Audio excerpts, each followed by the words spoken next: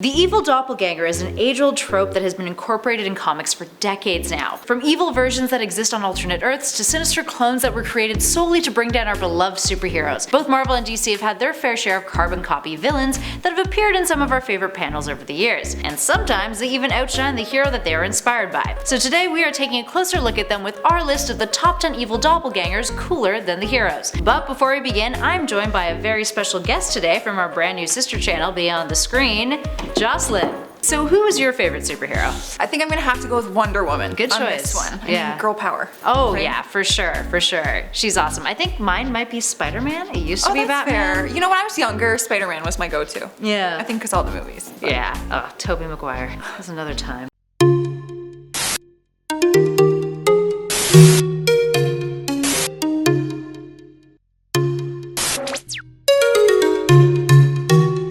In at number 10, the Crime Syndicate. Let's start off this list by looking at an entire team of doppelgangers. The Crime Syndicate from Earth 3 in the DC multiverse. Now the Crime Syndicate is the Justice League but on an alternate Earth, except instead of being superheroes, they're villains. The original iteration of the group included Ultraman, who was the evil version of Superman, Atomica, who was the evil version of the Atom and was particularly fond of killing children. Fun. There's Deathstorm, who is the evil version of Firestorm, Grid, who is cyborg but bad, and passively compiled information on all those across the globe, not caring about invading anyone's privacy. No thank you. Johnny Quick was the evil version of the Flash, Hal Jordan's dubious double is Power Ring, and Sea King is obviously an evil Aquaman. Wonder Woman's evil double is Superwoman, who is actually the Earth 3 Lois Lane. And of course, Batman's evil doppelganger is Owlman. Hell, there's even an evil version of Alfred Pennyworth. They've kinda got everything covered on Earth 3. It's all just very evil. Moving on. At number 9 we have BIZARRO. This wouldn't be a list of doppelgangers if we didn't include the OG doppelganger himself, BIZARRO. BIZARRO first hit the scene back in the Silver Age in October 1958 in issue 68 of Superboy. He was created as an antagonist who was the mirror image of Superman, who essentially does everything backwards or opposite to how the superhero does things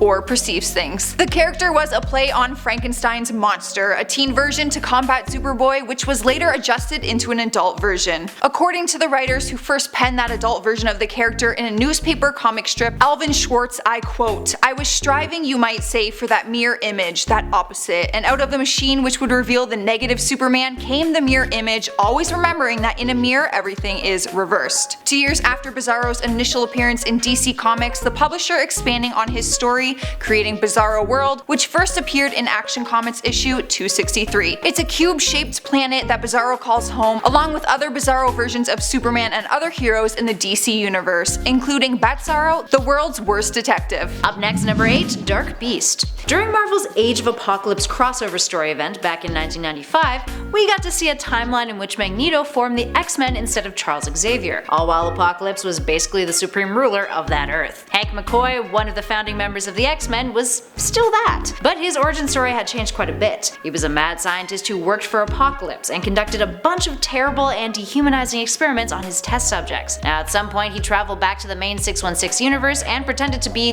the good beast. He was found out and became a reoccurring villain of the X-Men for a while. I guess he just wasn't the real McCoy after all. Get it? Cause his real name is Hank McCoy, and the real McCoy, it's an idiom. Moving on. At number 7 we have Trickshot. Trickshot is the evil doppelganger of Hawkeye who first appeared in Solo Avengers issue 1 back in 1987. He does pretty much everything that Hawkeye can do. Initially the character met his demise thanks to cancer and a life of heavy drinking and partying. Instead of dying a slow death, he wanted to go out with a bang, so he called Hawkeye, who was retconned to be his former pupil, to his duel. A duel that he was planned on losing. But Hawkeye, despite winning, couldn't kill him and instead promised to help fund his healthcare. Later down the road, after going through a period of remission, Trickshot would die with the cancer overpowering his body. And at number 6, Sabretooth. This number might be a tad controversial, thanks to the love that X-Men member Wolverine gets from Marvel fans worldwide. Whether or not you agree that Sabretooth is modeled as a cooler version of the Wolverine, it's undeniable that the character was crafted in Logan's image. When Sabretooth first appeared on the pages of Marvel Comics in 1977, he was depicted as a non-powered serial killer. This was later changed though, with the character gaining mutant abilities and being integrated into Wolverine's storyline. Although over the years, there's been multiple reasons given as to why him and Logan clashed so much, with one of those reasons being that he was part of the Weapon X program with Wolverine and saw Logan as competition. But back when the character first debuted, Chris Claremont, one of his creators, intended for him to be Logan's father. Now according to him, the rivalry between the two has still retained a father-son quality, Sabretooth considering Logan to be his sloppy seconds. And to number 5 we have Black Adam. Black Adam is the arch-enemy of Shazam, and much like his goody two-shoes counterpart, he got his powers from the wizard Shazam way back when. Whereas Shazam's powers are derived from Roman and Greek entities, Black Adam's are from ancient Egyptian entities,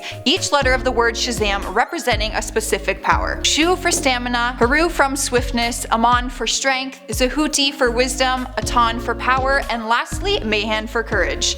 Essentially, he's an evil ripoff of Billy's character. The reason why Black Adam didn't turn out to be a hero like Billy though is because he was corrupt and the wizard shunned him. These days the character has been reformed, now depicted as an anti-hero attempting to clear his name and reputation. In at number 4, the Batman Who Laughs. The Batman Who Laughs is the newest character on this list, and perhaps one of the most terrifying. This character, created by Scott Snyder and Greg Capullo, is the amalgamation of Batman and the Joker. He's created when Batman of Earth -22 in the Dark Multiverse kills the Joker. Now when the Joker dies, his body releases a toxin that Batman then inhales, which drives him mad. Essentially, he's the Joker's mind and love of chaos with the body, training, and experience of Bruce Wayne. The result is deadly. First appearing in the Dark Knight's Metal story event, the character was so popular that he ended up getting his own spin-off in which the Caped Crusader must find a way to put an end to the Batman Who Laughs, all while facing the fact that this alternate version of himself is his greatest nightmare come to life. And in the number 3 spot we have KAINE Parker. Back in 1994's Web of Spider-Man issue 119, a new Spider-Man character was introduced as part of the Clone Saga. KAINE Parker is one of the many attempts to clone Spider-Man by supervillain Jackal and was considered to be a failure, being mentally unstable and slightly deformed. When he's abandoned by Jackal, he goes through some major daddy issues and realizes that his abilities are slightly more amplified than Peter Parker's. In addition to this, he also gained a precognitive sense that allows him to see flashes of the future, and a burning touch that would eat away at his victim's flesh, a tactic that would be known as the Mark of Cain. While Cain had a bit of a rough start, the character would go on to be a sometimes ally of Spidey's and became the Scarlet Spider back in 2012, patrolling the streets of Houston, Texas using methods that were more so brutal than his original namesake, making him a fan favorite amongst readers. In at number 2, Venom. Speaking of Spider-Man doppelgangers, while Eddie Brock's Venom might not be a clone of the web slingers,